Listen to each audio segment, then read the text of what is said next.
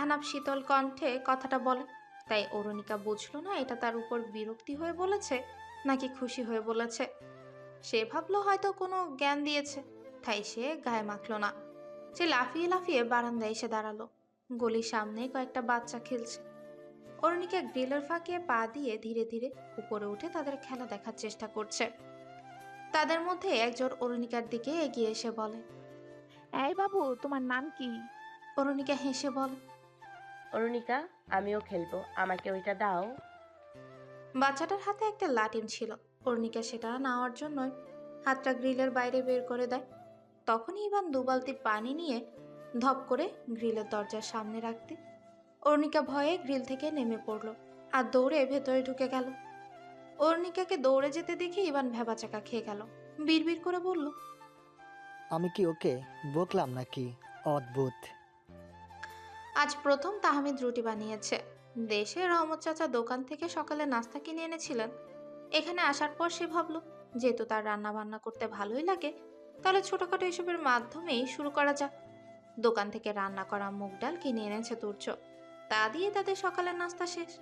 সুরায় নাস্তা বানিয়ে পাঠাবে বলেছিল, কিন্তু আরা বারণ করে দিয়েছে। এখন তাদের স্বনির্ভর হওয়া দরকার। যখন তখন তারা আর মায়ের হাতের নাস্তা খেতে পারবে না। বাবাও তাদের শখ পূরণ করার জন্য পাশে নেই। এখন তারা নিজেরাই নিজেদের হাত ধরবে আর নিজেদের শখ পূরণ করবে। নাস্তা খাওয়ার পর সবগুলোই তাহমিদ পরিষ্কার করে ফেলল। তাকে ইভান সাহায্য করেছিল। এরপর 6জন মিলে কাজ ভাগ করে নিল। কেউ কাপড় ধুয়ে শুকাতে দিল, কেউ ঘর পরিষ্কার করলো, কেউ সব গুছিয়ে রাখলো। এবার তারা বসে বসে দুপুরের রান্নার জন্য কি কি প্রয়োজন তা লিখতে লাগলো। রহমত চাচা সালে আলীর কাছে তাদের খরচের টাকা পাঠাবে। এই মাসেরটা হয়তো পাঠিয়ে দিয়েছেন, কিন্তু ঝামেলা বাঁধলো যখন তারা জানলো তাদের খরচের তুলনায় তারা মাসে খুব কম টাকা পাবে। এমন হলে তো সব টাকা খাওয়া দাওয়ার পেছনেই শেষ হয়ে যাবে। তারা কি স্কুলে ভর্তি হবে না? তারা 6জনই এবার মাধ্যমিক পরীক্ষা দেবে, কিন্তু এখন তো আর পরীক্ষা দেওয়া সম্ভব না। নতুন করেই স্কুলে ভর্তি হতে হবে। তবে টাকার যা সংকট, হয়তো তা 4জন পড়াশোনা করবে, বাকিরা বসে থাকবে। কিন্তু তারা তা করবে না। হয়তো সবাই পড়াশোনা করবে, নয়তো কেউ করবে না। এসব নিয়ে আলোচনা করার এক পর্যায়ে তুর্য বলে ওঠে, আমার কেটে বাসা ছিল, ওটা তো এখন ছাই হয়ে গেছে। ওটার সাথে থাকলে গানকেও কিছুটা কায় করতে পারতাম। আজকাল সোশ্যাল মিডিয়ায় মানুষ কত কন্টেন্ট তৈরি করে, আর আমি অতটাও খারাপ গাই না। তখন আহনাফ আফসোস করে বলে, বাবা বাইক কিনে দিয়েছিল, ওটা হয়তো ছাই হয়ে গেছে। অরুণিকা এক পাশে বসে আরাফের ফোন দেখছিল। সে হঠাৎ আরাফের দিকে ফোনটা ছুড়ে দিয়ে চেঁচিয়ে বলল, মা কোথায়? আমি মায়ের কাছে যাব। অরুণিকার কথা শুনে ইভান বলল, এক কথা বারবার বলতে ভালো লাগে না। বললাম তো, মা অসুস্থ, সুস্থ হলেই দেখা করবে। না, মা সুস্থ, আমি মায়ের কাছে যাব। আহনাফ রাগী কণ্ঠে বলল, মা আল্লাহর কাছে চলে গেছে, আর কখনো আসবে না। এখন চুপ করো, এদের সাথে বন্ধুত্ব করবে। অরুণিকা আহনাফের কথা শুনে আরাফের পাশে এসে বসে। তারপর তার দিকে তাকিয়ে ঠোঁট ফুলিয়ে বলে। মা আর আসবে না? আরাফ অরুণিকার মাথায় হাত বুলিয়ে দিয়ে বলল, আসবে, কিন্তু যেদিন তুমি লক্ষ্মী মেয়ে হবে সেদিন আসবে। এখন তো তুমি দুষ্টুমি করছো, তাই আগের ভালো মেয়ের মতো আমরা যা বলবো তাই শুনতে হবে। অরুণিকা মুহূর্তে মায়ের কথা ভুলে বলে, আমাকে ওই খেলনাটা দেবে? কোন খেলনা? ওই যে বাবুটা খেলছিল খেলনাটা দিয়ে। ইভান বলল, খাওয়ার টাকা নেই, তুমি খেলনা খুঁজছো? কোনো খেলনা চলবে না, একে স্কুলে ভর্তি করে দিলেই ভালো হবে। আমি স্কুলে যাব না, আমি খেলবো। হঠাৎ বারান্দার বাইরে থেকে শতাব্দীর কণ্ঠস্বর পাওয়া গেল। সে গ্রিলের ফাঁক দিয়ে চোখ ঢুকিয়ে এদিক ওদিক তাকাচ্ছে। ইভান বারান্দায় এসে বলে, কি সমস্যা? শতাব্দী স্বাভাবিক কণ্ঠে বলে, বাবু কোথায়? বাবু? আপনার বাবু না, ছোট্ট বাবুটার কথা বলছি। ওই যে যখন এসেছিলাম ঘুমিয়েছিল। অরুণিকা মেয়েলি কণ্ঠ শুনে দৌড়ে এলো। শতাব্দীকে দেখে থমকে গেল। শতাব্দী হাত এগিয়ে দিয়ে বলল, বাবু আমার সাথে খেলবে? অরুণিকে কিছু বলার আগে ইভান বলল, না, ও এখন বাইরে যাবে না। শতাব্দী তার পেছন থেকে একটা বিড়াল ছানা বের করে বলে। বাবু খেলবে ছানার সাথে? অরুণিকা উৎসুক দৃষ্টিতে তাকিয়ে রইল বিড়ালের বাচ্চাটার দিকে। ইভান গ্রিলের দরজা খুলে দিয়ে বলল, খেললে ভিতরে এসো। অনিকা বাইরে যাবে না। তাহমিদ সাথে সাথে আটকে দিয়ে বলল, না না, অরুণিকাকে নিয়ে আসছি। এই বিড়ালের বাচ্চা নিয়ে ভিতরে আসবে না। আমি মাত্র ঘর পরিষ্কার করেছি। তারা অরুণিকাকে নিয়ে ঘর থেকে বের হলো। মহল্লাটা শেষ মাথা পর্যন্ত মোট 8টা বাড়ি। এখানে অনেক পরিবারই থাকে। সবাই খোলামেলা বসেই গল্প করছে। দেখে মনে হবে এক পরিবারের। কেউ মোড়ায় বসে পত্রিকা পড়ছে, কেউ বা একসাথে বারান্দায় বসে শাক পরিষ্কার করছে। আর বাচ্চারা পুরো গলিতে ছোটাছুটি করছে। আরাব বাচ্চাগুলোকে দেখে বলল। আরুর বন্ধুর অভাব হবে না। আহনাব বলে, কেন, সমস্যা কোথায়? দেখছিস না কিভাবে একটা আরেকটার সাথে চুলুচুলি করছে? ওরুকে মারলে? আরাব বলে, স্কুলের মাঠে খেলতে গিয়ে কতবার মার খেয়েছিস মনে আছে? এসব তো চাইবেই। আমার ওরুর জন্য ভয় লাগছে। ও তো মেয়ে, আর এটা অপরিচিত শহর, ভিন্ন দেশ। কিছু হয়ে গেলে আমরা কি করব? ওকে কিভাবে দেখে রাখবো? 6 জন দাঁড়িয়ে দাঁড়িয়ে অরুণিকাকে দেখছে। অরুণিকা গেট দিয়ে বেরিয়ে বিড়াল ছান্ডার পেছন পেছন ছুটছে, সেটিকে আদর করছে। আর কিছুক্ষণ পরপর তাদের দিকে তাকিয়ে মিটি মিটি হাসছে। অরুণিকার এই মিষ্টি হাসি বুঝিয়ে দিচ্ছে আজ সে অনেক খুশি। নতুন শহরে 2 মাস কেটে গেছে। এখন কলকাতার রাস্তাঘাট আর অপরিচিত নয়। খুব অনায়াসে এখান থেকে ওখানে ছোটাছুটি করছে 6 কিশোর। বয়সে তারা এখন কিশোর, কিন্তু এই 2 মাসে তাদের অভিজ্ঞতা ঠিকই প্রাপ্তবয়স্কদের মতোই হয়ে গেছে।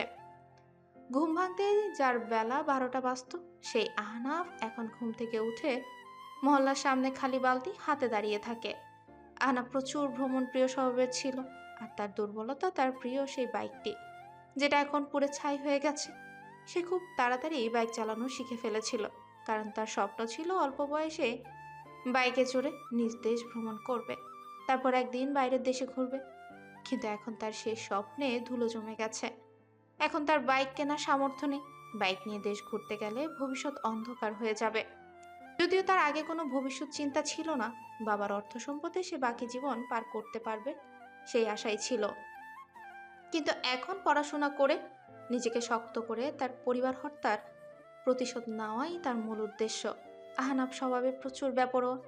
তার মন মতো কিছু না হলে সে উগ্র হয়ে যায়। তবে এই উগ্রতা তার এখনো আছে। সম্পর্কে চাচাতো ভাই হলেও আহনাফের সাথে আরাফের অনেক পার্থক্য।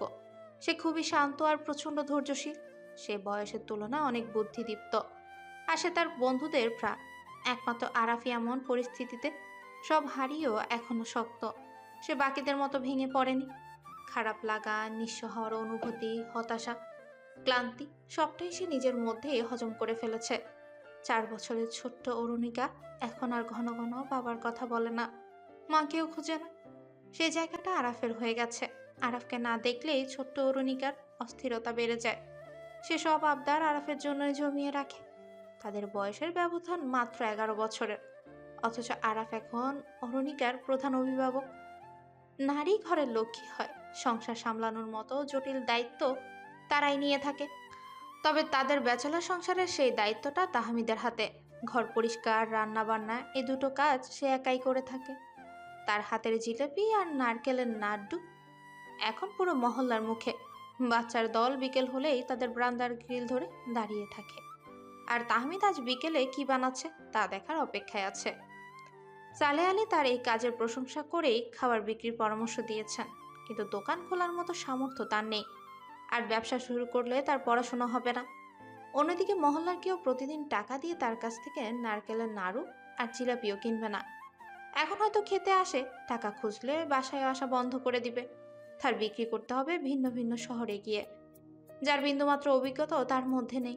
অভিজ্ঞতার চেয়ে তার এই পেশাটাই পছন্দের নয়, কারণ সে যে পরিবেশে বেড়ে উঠেছে সেই পরিবেশ থেকে এসে ভ্যানের খাবার বিক্রি করাটা তার কাছে বেমানান। এই 6 কিশোরের মধ্যে একমাত্র ইমনই এখনো গায়ে হাওয়া লাগিয়ে ঘুরে বেড়াচ্ছে। সে মহল্লার ছেলেদের সাথে দিনরাত ফুটবল খেলে সময় পার করে। তাছাড়া সবাই তাদের রক্তের সম্পর্ক হারিয়ে ফেললেও ইভান এবং ইমন এই 2 ভাই এখনো একে অপরের জন্য বেঁচে আছে। ইভান পড়াশোনার ব্যাপারে খুবই আগ্রহী। সে এই 2 মাসে মাস্টার মশাইয়ের প্রিয় ছাত্রও হয়ে গেছে। শতাব্দীর বাবার কাছে তার স্কুলের কিছু ছাত্র পড়তে আসে। একদিন ইভান তাদের মধ্যে একজনকে একটা অঙ্ক বুঝিয়ে দিচ্ছিল, যা দেখে ফেলে শতাব্দী। ব্যাস অমনি সে বাবাকে চেঁচিয়ে চেঁচিয়ে বলতে লাগলো, বাবা দেখো দেখো, তোমার ছাত্রকে নিজের ছাত্র বানিয়ে ফেলেছে। মাস্টারমশাই পরবর্তীতে ইভানকে ডেকে এনে কয়েকটা অঙ্ক বুঝিয়ে দিতে বলেন। আর ইভানের বোঝানোর ধরন অনেক সুন্দর আর সহজ ছিল, তাই মাস্টারমশাই তাকে নিজের ছাত্র বানিয়ে ফেললেন। তিনি এখন সময় নিয়ে ইভানকে মাধ্যমিক শ্রেণীর বইগুলো পড়ান, কিন্তু কোনো টাকা নেন না। আর রাতে ইভান সেই পড়া তার বন্ধুদের বুঝিয়ে দেয়। এভাবেই তাদের ঘরোয়াভাবে পড়াশোনা হয়ে যাচ্ছে। তবে এসবের মধ্যে পিছিয়ে আছে তুর্য। তার পড়াশোনার বিন্দুমাত্র আগ্রহ নেই।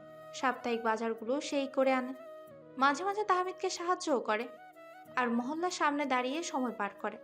যতদিন একটা গিটার কিনতে পারবে না, ততদিন এমনই ছন্ন ছাড়া সময় পার করে যাবে। তাই বাকি 5 জন সিদ্ধান্ত নিল প্রথমে তুর্যকে একটা গিটার কিনে তাকে মানসিকভাবে সন্তুষ্টি করবে, তারপর বাকিতে দেখা যাবে। বিকেলে শতাব্দী বারান্দায় বাইরে এসে দাঁড়িয়ে বলল, অরুণিকা বাবু আছো? শতাব্দীর কণ্ঠ শুনে অরুণিকা ভেতর থেকে দৌড়ে বেরিয়ে আসে। এই 2 মাসে অরুণিকার সবচেয়ে কাছের মেয়ে বান্ধবী শতাব্দী। শতাব্দী অরুণিকাকে দেখে বল, বাবু বাসায় ভাইয়ারা আছে?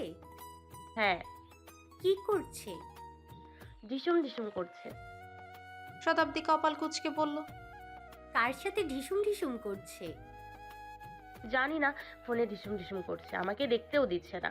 আমি কতবার বলেছি আমি কার্টুন দেখবো, আমাকে দেখতেই দেয় না। ওরা অনেক পচা, আর আফু পচা হয়ে গেছে। অরুণিকা ঠোঁট ফুলিয়ে দাঁড়িয়ে রইল।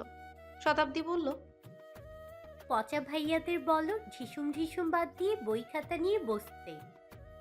অরুণিকা মাথা নেড়ে বলল। আচ্ছা, বলে আসছি। অরুণিকা দৌড়ে ভেতরে গেল। আবার কিছুক্ষণ পর বেরিয়ে এসে বলল, ইভান আমাকে বকা দিয়েছে, বলেছে আর একবার বিরক্ত করলে আমাকে ফোনে ঢুকিয়ে দেবে।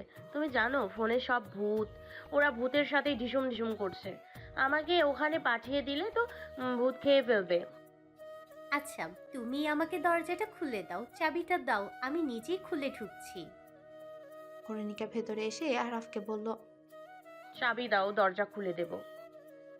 আরাফ এবার ফোন থেকে চোখ সরিয়ে অরুণিকার দিকে তাকালো আর ভ্রু কুচকে বলল, কেন দরজা খুলবে? সত্যি আপু এসেছে। ইভান বিরক্তিকর সুরে বলল, এই মেয়ে ঘন ঘন এদিকে কেন আসে? ওর কি কাজ নেই? তাহমিদ ফোন রেখে উঠে দাঁড়ালো। চাবিটা পকেট থেকে বের করতে করতে বারান্দায় এলো। শতাব্দী তাহমিদকে দেখে মুচকি হাসলো আর বলল, তা জিলাপি আজ কটা প্যাচ লাগিয়েছে? তাহমিদ চাবি ঘোরাতে ঘোরাতে বলল, ঠিক যতটা প্যাচ তোমার চুলে লেগেছে। কথাটা শুনেই শতাব্দী মাথায় হাত দিল। ইস, আজও সে চুল আঁচড়ে আসেনি। এই তাহমিদ ছেলেটার এত সূক্ষ্ম দৃষ্টি। শতাব্দী শুনেছে এলোমেলো চুলেও বালিকাদের সুন্দর লাগে, কিন্তু তাহমিদের দৃষ্টিতে সে অসুন্দর আর অগোছালো মেয়ে। শতাব্দী অন্তত তাহমিদের সামনে নিজেকে পরিপাটি রাখার চেষ্টা করে, কারণ বাকিরা কোনো মন্তব্য না করলেও তাহমিদ তাকে মুখের উপর খোঁচা দিয়ে বসে, যা শতাব্দীর খুবই অপমানজনক মনে হয়। তাহমিদ গেট খুলে বলল, ভিতরে আসতে পারো। আমি ভেতরে আসতে চেয়েছিলাম তোমাদের ডাকার জন্য। বাবা তোমাদের বাসায় আসতে বলেছিল, অরুণিকাকে তো বললাম, কিন্তু তোমরা নাকি ওকে তাড়িয়ে দিলে। তাহমিদ শতাব্দীর কথার কোনো উত্তর না দিয়ে ভেতরে চলে গেল। শতাব্দী সেখানেই দাঁড়িয়ে রইল আর মনে মনে বলল, এই ছেলেটার এত অহংকার, শুধু একটু ভালো রাধে, তাছাড়া আর কি গুণ আছে? চোখগুলো ইঁদুরের মতো দেখতে। তাহমিদ এবার বেরিয়ে এলো, পেছন পেছন বাকিরাও বেরিয়ে এলো। অরুণিকা গেট খোলা পেয়ে দৌড়ে বেরিয়ে গেল আর শতাব্দীকে বলল, সত্যি আপু, তোমার ছানাটা কোথায়? ও তো বাসায় ঘুমাচ্ছে, তুমি চলো বাসায়, তোমাকে দেখলেই উঠে যাবে। তাহমিদ বলল, অরুণিকা তুমি কিন্তু গোসল করেছো। আলেয়া আপা তোমাকে গোসল করিয়ে দিয়েছেন। বেড়াল ধরলে আমি কিন্তু বাসায় ঢুকতে দেব না। শতাব্দী বলল, এ আবার কেমন কথা? আমি গতকাল আমার ছানাকে স্নান করিয়েছি, তোমার চেয়ে বেশি পরিষ্কার আমার ছানা। তাহমিদ মুখ বাঁকিয়ে বলল, যে নিজের চুলটাই পরিষ্কার করে না, সে আবার বিড়ালকে পরিচ্ছন্ন রাখবে? তুর্য হুট করে বলল, প্রতিদিন গোসল করালে বিড়াল তো অসুস্থ হয়ে পড়বে, আর এরকম পরিচ্ছন্ন প্রাণী হয়। তাহমিদ ভ্রু কুচকে বলল, আমার এসব ভালো লাগে না, আমাকে এত যুক্তি দেখাতে হবে না। শতাব্দী এ কথা শুনে রাগে ফুঁসতে ফুঁসতে চলে গেল। এদিকে তারা বাসায় ঢুকতে মাকে বলেন। শতাব্দী মুখ বাঁকিয়ে বলল, বাবা, ওই চেয়ারে ধুলো পড়ে আছে, একটু মুছিয়ে না হয় তাতে বসতে দেই, নয়তো আবার সন্ধ্যায় স্নান করতে হবে। তাহমিদের চেয়ারটা সরিয়ে শতাব্দী নিয়ে গেল আর মনে মনে বলল, তুমি আজ দাঁড়িয়েই থাকো, এই চেয়ার তোমার জন্য নয়। শতাব্দী ভেতরে চলে যাওয়ার পর মাস্টার মশাই বলেন, আমার স্কুলে তোমাদের ভর্তি করে দিতে চাইছে, কি বলো? তারা মাস্টার মশাইয়ের কথা শুনে অবাক হয়ে গেল। ইভান বলল, কিন্তু স্যার, আমাদের কাছে তো এত টাকা নেই যে সবাই একসাথে পড়াশোনা করতে পারবো। আমরা মাসে যা পাচ্ছি তা দিয়ে বড়জোর 4 জনের পড়াশোনা চালানোর সম্ভব। কিন্তু তোমরা এখন পড়লে ভবিষ্যতে আরো অনেক টাকা রোজগারের সুযোগ এসে যাবে। মাধ্যমিক পাস না করলে তো এখন পিওনের চাকরিও পাওয়া যায় না। তোমাদের তো পড়াশোনা করতেই হবে। আর তোমরা পড়াশোনা না করলে অরুণিকাকে কে দেখবে? ওর ভবিষ্যৎ তোমাদের ভবিষ্যতের সাথেই সংযুক্ত। আর টাকার চিন্তা করুন না, আমার স্কুলে বৃত্তির ব্যবস্থা আছে। একটু বাসায় কয়েকদিন পরও অন্তত 3 জন বৃত্তি পেলে বিনামূল্যে মাধ্যমিক পরীক্ষাটা দিতে পারবে। এখন সামনের পরীক্ষাটাই দাও, তোমাদের হাতে এখনো 2 মাস সময় আছে। বৃত্তির কাগজে বাবা মায়ের নামের জায়গায় মৃত শব্দটা ব্যবহার করতে খুব কষ্ট হচ্ছিল তাদের। নিচে অভিভাবক হিসেবে সালে আলী আর সুরাইয়ার নাম লিখল। এরপর কাগজগুলো মাস্টার মশাইয়ের হাতে দিয়ে তারা বেরিয়ে পড়ে। এরপর 2 মাস তারা মনোযোগ দিয়ে পড়াশোনা করলো, পরীক্ষাও দিল। শেষমেশ 3 জনের পরিবর্তে ইভান, আহনাফ, আরাফ আর তাহমিদ এই 4 জনই বৃত্তি পেল। এখন তাদের পড়াশোনা বাবদ কোনো খরচ নেই, শুধু তুর্য আর ইমনের পড়াশোনার খরচটাই দিতে হবে। তাদের এই কয়েক মাসে অনেক টাকাই সঞ্চয় হয়েছে। সেই টাকা দিয়ে তারা এবার তুর্যকে তার শখের গিটারটা কিনে দেওয়ার পরিকল্পনা করলো। কিন্তু যেদিন গিটার কিনতে যাবে সেদিনই ঘটলো এক দুর্ঘটনা। মহল্লার বাচ্চাদের সাথে সারাদিন দৌড়ঝাঁপ করে সময় পার করে অরুণিকা। ইদানিং সে একটু বেশি দুষ্ট হয়ে গেছে, কারো কথাই শুনবে না, নিজের ইচ্ছা মতো ছোটাছুটি করবে। আজও এর ব্যতিক্রম হয়নি। তাদের মহল্লারই এক চাচা নতুন বাইক কিনে এনেছে। সেই বাইকটা নিয়ে বাচ্চাদের এত গবেষণা, তারা এক নতুন খেলনা আবিষ্কার করেছে। মহল্লার শুরু সীমানা থেকে দৌড়ে এসে যে আগে বাইকে উঠে আবার সেখান থেকে নেমে একদম শেষ মাথায় পৌঁছাবে সেই হবে বিজয়। তবে এই খেলায় অরুণিকায় সবচেয়ে বেশি ছোট, বাকিদের বয়স 7 থেকে 8 বছর হবে। এদিকে অরুণিকাকে সুরাইয়ার কাছে রেখে আরাফ, আহনাফ, তাহমিদ ও তুর্য স্কুল চলে গেছে। ইভান আর ইমন তুর্যের জন্য গিটার কিনতে গেছে। সুরাইয়া সংসারের কাছে ব্যস্ত। তিনি অরুণিকাকে একটু পরপর এসে দেখেছেন। অরুণিকা তো তার বয়সী বড় বন্ধুদের সাথে হৈ হৈ করতে ব্যস্ত। এরপর শুরু হলো তাদের খেলা। বাইকের উপর একসাথে 3 জন উঠে নেমে পড়ল। এরপরই বাইকটি নিজের ভারসাম্য হারিয়ে ফেলে। ঠিক যেই সময় অরুণিকা বাইকে উঠে নামতে যাবে তখনই বাইকটা সহ সে নিচে পড়ে গেল। বাইকের ভারে তার পা আর পিঠের চামড়া একটুখানি ছেড়ে গেছে। মুখটা সোজা ইটের রাস্তায় এসে পড়তেই একটা দাঁত তো ভাঙলই, সাথে থুতনিও ফেটে গেল। তারপর তার কান্না দেখে পুরো মহল্লায় আতঙ্ক ছড়িয়ে পড়ল। সুরাইয়া আর আলিয়া আপা দৌড়ে বেরিয়ে এলেন। এরপর নিকটবর্তী হাসপাতালে নিয়ে গেল। ডাক্তার জানিয়েছে থুতনিতে সেলাই করতে হবে। এদিকে ইভান আর ইমন গিটার পছন্দ করে স্কুলের বাইরে এসে দাঁড়িয়েছে। তখনই আরবদের ছুটি হয়েছিল, তারাও স্কুল থেকে সোজা গিটার কিনতে যাবে। কিন্তু তারা বের হওয়ার আগ মুহূর্তেই সালে আলী স্কুলে এসে তাদের অরুণিকার ব্যাপারে বলেন। তারাও দেরি না করে হাসপাতালে ছুটে গেল। গিয়ে দেখলো অরুণিকা নিস্তেজ হয়ে হাসপাতালের বেডে শুয়ে আছে। চোখ দুটো আধো খোলা আধো বন্ধ। অরুণিকার এমন অবস্থা দেখে আহনাফের রাগ উঠে গেল। সে একটু কর্কশ কণ্ঠে সুরাইয়াকে বলল, আপনি তো বলেছিলেন ওকে দেখবেন, তাহলে ওর এই অবস্থা কিভাবে হয়েছে?